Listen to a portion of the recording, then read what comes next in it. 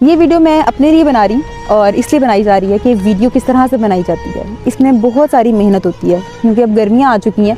तो आप ये देखें कि आप रूम में जाते हैं तो आपको पहले फ़ैन्स ऑफ़ करने पड़ते हैं, एसी ऑफ़ करने पड़ते हैं ताकि माइक में आवाज़ जो है ख़राब ना हो, और फिर जाकर वीडियो बनती है। उससे पहले आपको सर्च करनी पड़ती है कि जो बात आप कर रहे हैं वो बिल्कुल ठीक हो।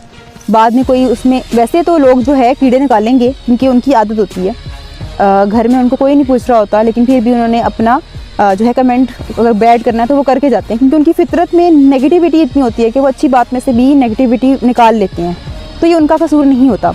बट जो भी वीडियो कोई भी बनाता है, किसी भी हवाले से बनाता है, वो बड़ी मेहनत से बनाता है और उसके पीछे काफ़ी घंटों की मेहनत होती है, उसकी सर्च होती है, गर्मी में बैठना होता है, और उसके बाद ये वॉइस का ख्याल रखना और वीडियो की क्वालिटी का ख्याल रखना, ये सारी चीज़ें मिलकर फिर एक वीडियो बनती है।